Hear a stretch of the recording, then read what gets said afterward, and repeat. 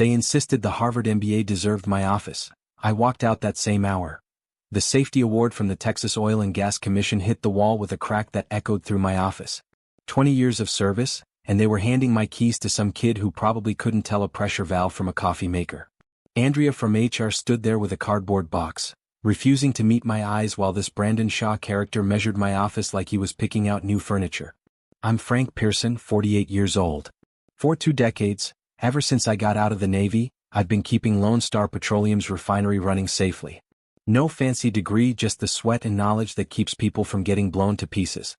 I started on the floor as a maintenance tech, fresh out of 4 years as a machinist's mate aboard the USS Constellation. Night shifts, grease under my fingernails, I learned every pipe and valve in this place. Those early years taught me something textbooks can't. I watched senior guys make mistakes that could have killed people. I saw what happens when safety protocols are cut for production quotas. By my 3rd year, I was writing incident reports that actually prevented accidents. The old safety manager, Bill Rodriguez, took notice. "Frank," he'd say, "you think like these refinery systems think. That's rare." When Bill retired in '08, I was the natural choice to take over. I knew every bolt and every regulation. That's when I started building the relationships that defined my career. Inspector Rodriguez, Maria Rodriguez from the State Commission, Thompson from Environmental Compliance. They weren't just bureaucrats, they were professionals, and I treated them with respect. I remembered Rodriguez's daughter enlisting in the Army. I sent flowers when Maria's husband had a heart attack. It wasn't schmoozing, it was respect. These inspectors appreciated working with someone who truly cared about safety, not just avoiding fines. Over the years, that trust became invaluable. They'd share insights about industry trends, give us a heads up about new regulations, and sometimes even warn us when surprise inspections were coming. By 2015, our safety record was spotless. Other regional refineries were racking up millions in fines while we sailed through every inspection. The executives loved the numbers. The workers trusted me. Everything was working. The new perspective. Until this morning. "He has an MBA from Harvard," Andrea mumbled, still avoiding eye contact. "You'll understand, Frank. The board wants fresh perspectives in safety management. Modern approaches to risk assessment." Brandon Shaw stepped into my office wearing a suit that cost more than most of my guys make in a week. "Frank, right?" Brandon Shaw. Top 5% of my class at Harvard Business School. "Really excited to modernize your safety protocols with data-driven methodologies and predictive analytics." 20 years. 20 years I'd kept this place from becoming a crater in the Texas dirt. I knew every inspector who walked through our gates. I'd been to Rodriguez's daughter's deployment ceremony. I knew Thompson's back acted up every winter. These weren't just regulations to me, they were relationships that kept our workers breathing and our company operating. I'd prevented 23 major safety incidents and saved the company over $150 million. And they were handing my life's work to a kid because he had 3 letters after his name. "The nameplate comes off easy enough," Brandon said, already touching my door. "Maybe something more professional. Director of Safety Analytics has a nice ring to it." Without a word, I opened my desk drawer and pulled out my safety log. 20 years of handwritten notes about every inspection, every close call, every lesson learned the hard way. Personal observations about inspector preferences, family details, and technical insights that kept us ahead of regulatory changes. I dropped the log in the box next to the family photos Andrea was awkwardly gathering. "OSHA team arrives at 1,400 hours, I said quietly, using military time. "Old habits die hard when they've kept you alive." "We'll handle it," Andrea replied, rearranging my pens on what used to be my desk. "Will you?" I asked. "Inspector Rodriguez is leading today's surprise inspection. His daughter Maria just got back from her 3rd deployment to Afghanistan, and she's having trouble adjusting to civilian life. His back's been acting up from that old field injury he got working offshore rigs in the 90s. He takes his coffee black with exactly 2 sugar cubes, not packets, and he expects whoever runs safety to know the new vapor emission protocols OSHA released last month, the ones they haven't officially announced yet." Brandon laughed, adjusting his Harvard class ring. "I memorized the entire federal safety manual during orientation week. I think I can handle one routine inspection."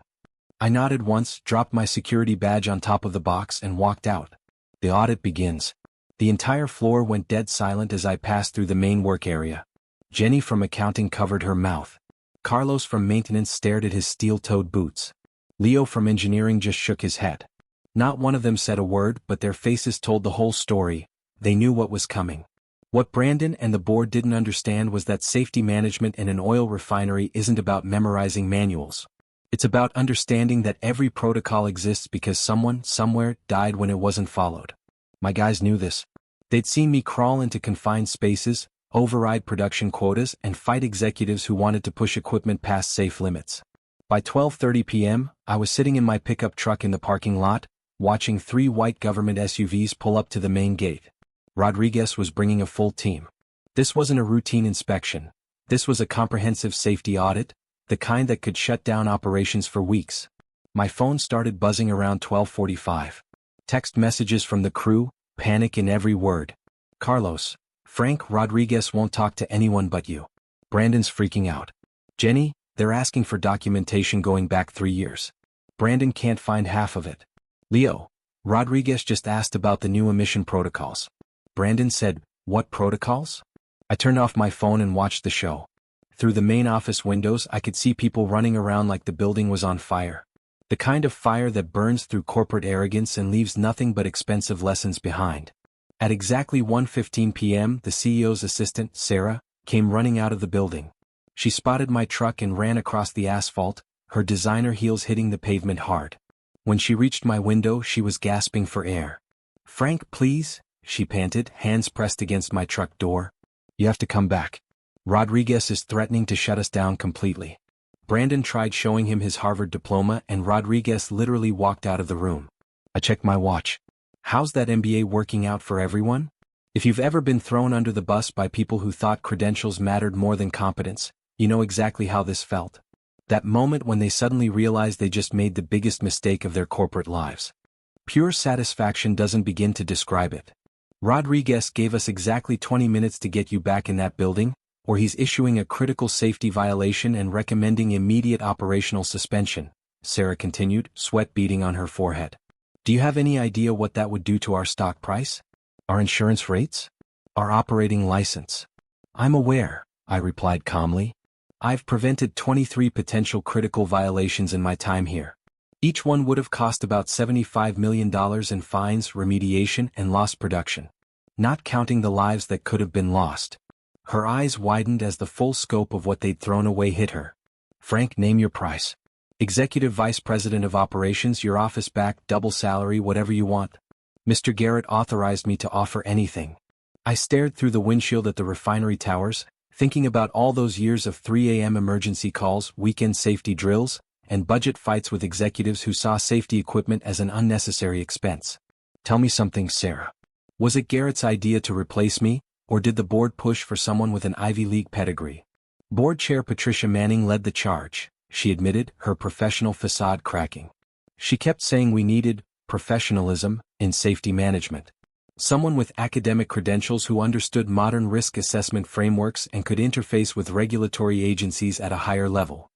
Her air quotes around higher level told me everything. Patricia Manning had joined the board 3 months ago from tech companies. She'd never set foot on a refinery floor, never seen what happens when safety protocols fail, and never watched good people get hurt because someone cut corners. I checked my watch again. 15 minutes until Rodriguez issued that violation. Here's what I want, Sarah. Executive VP of Operations title with direct reporting to the CEO, not some committee. A 60% salary increase, my office back exactly like it was, and I want Brandon Shaw to work as my deputy for the next 6 months minimum so he can learn how safety actually works in the real world. Done, she said without hesitation, relief flooding her voice. And one more thing, I added as she started to turn away. I want Patricia Manning to personally acknowledge her mistake in front of the entire executive team. Public admission that she was wrong. Sarah hesitated for the first time. That's asking a lot, Frank. She's the board chair. Then enjoy explaining to the shareholders why we got shut down by OSHA on the same day we fired the guy who could have prevented it. The math was simple. Patricia's pride versus the company's survival. Even a Harvard MBA could figure out that equation. Back on the floor. 4 minutes later, I was walking through the main gate, my steel-toed boots clicking on the concrete with the authority of someone who belonged there. Executives lined the hallway, looking like they'd seen a ghost walk back from the dead. Their mistake was about to become a very expensive education. Rodriguez sat in conference room A, arms crossed, 2 junior inspectors beside him. The moment he saw me walk through the door, His stern expression softened just enough to let me know we were still on the same page. "Cutting it close, Frank," he said, checking his watch. "Traffic on I-45, I replied with a slight grin. "How's Maria adjusting to civilian life?" His face lit up. "Still waking up at 0300 expecting incoming mortars. Says the food here's a hell of a lot better than MRE's, but she misses the structure. Thinking about using her GI benefits for engineering school. Smart girl. Tell her the petroleum engineering program at UT is top-notch if she's interested in this industry." Rodriguez nodded, then his eyes shifted to where Brandon stood clutching a 3-ring binder, hands visibly shaking. The kid looked like he was about to face a firing squad. "Your replacement here tried telling me about the new vapor emission monitoring systems you'd supposedly installed," Rodriguez continued, his voice flat. "Said you guys had implemented advanced leak detection protocols across the entire facility." I nodded, pulling up the real documentation on my phone. "We have, Rodriguez. 4 Category 3 chemical storage units only, and only after passing the additional environmental impact assessments your department approved last quarter. The full facility upgrade is scheduled for Phase 2, pending the new federal guidelines due out next month." Rodriguez raised an eyebrow, genuinely impressed. "You've been keeping up with the regulatory pipeline." "I helped draft the industry comments on those Phase 2 protocols," I said. "Submitted them through the American Petroleum Institute Working Group back in February." What Brandon didn't understand, what no business school teaches, is that regulatory compliance isn't about memorizing current rules. It's about understanding where the rules are heading, who's writing them, and why. I'd spent 20 years not just following regulations but helping shape them. The proactive approach. For the next 4 hours, I guided Rodriguez and his team through every critical system. In the control room, I showed them our real-time monitoring setup.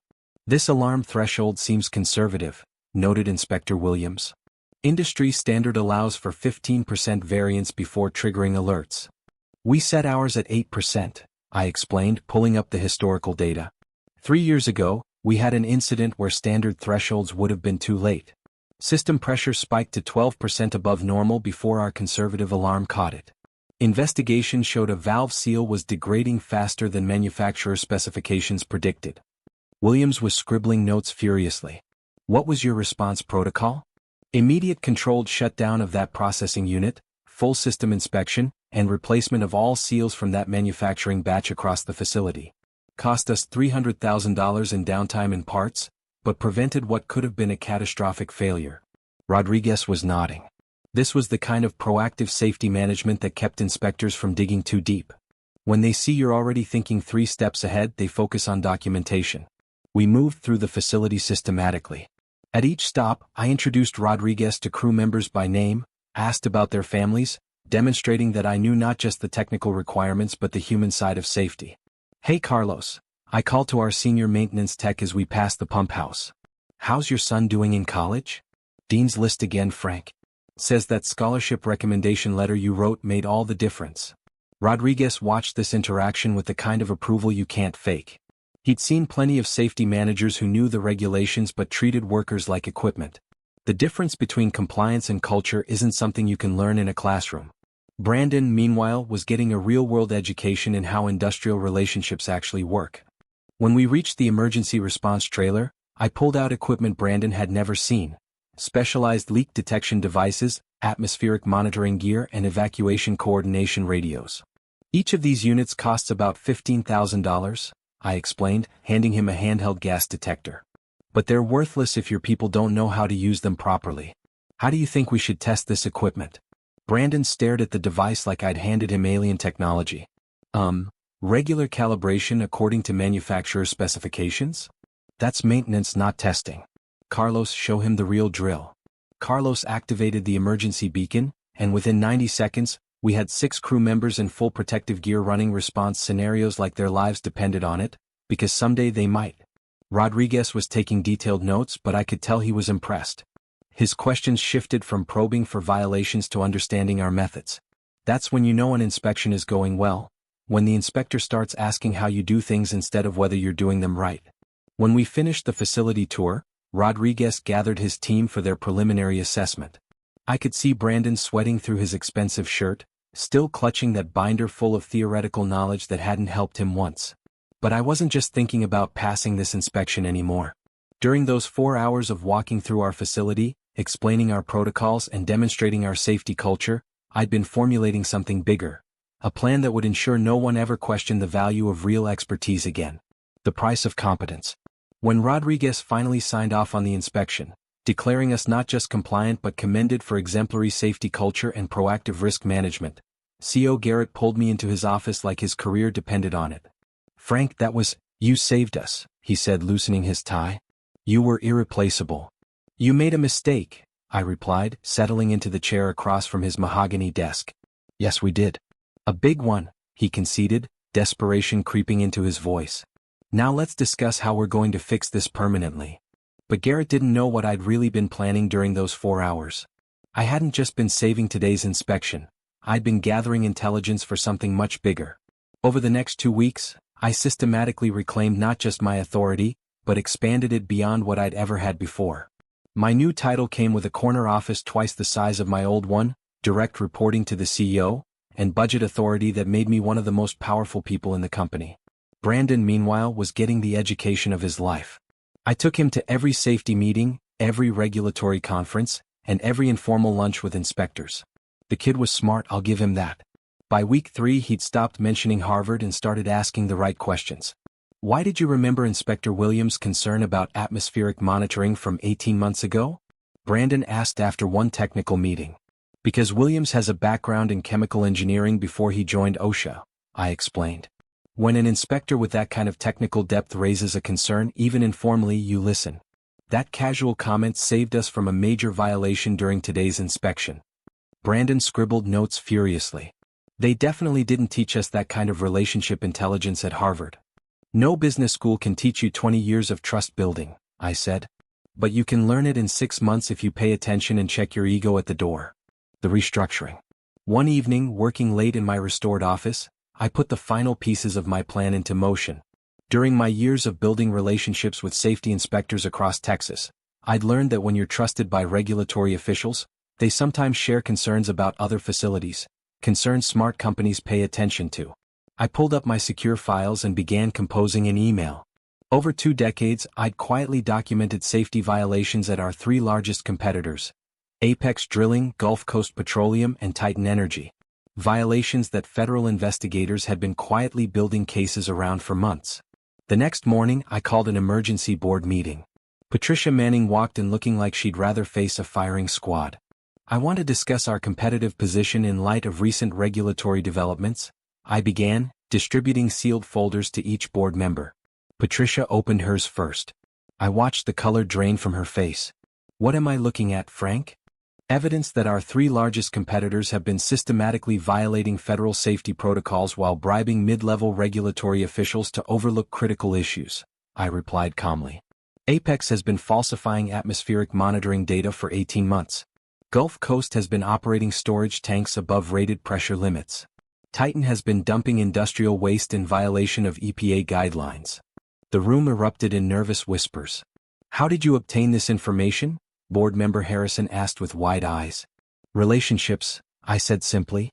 "The same ones Patricia deemed less valuable than an MBA. Federal investigators have been building cases against these companies for months. They've kept me informed because of the trust we've built over 2 decades. I clicked to the next slide. "These companies will face federal charges within 30 days. When that happens, we have 2 options. Option 1, become a cooperative witness, sharing our industry expertise to help investigators.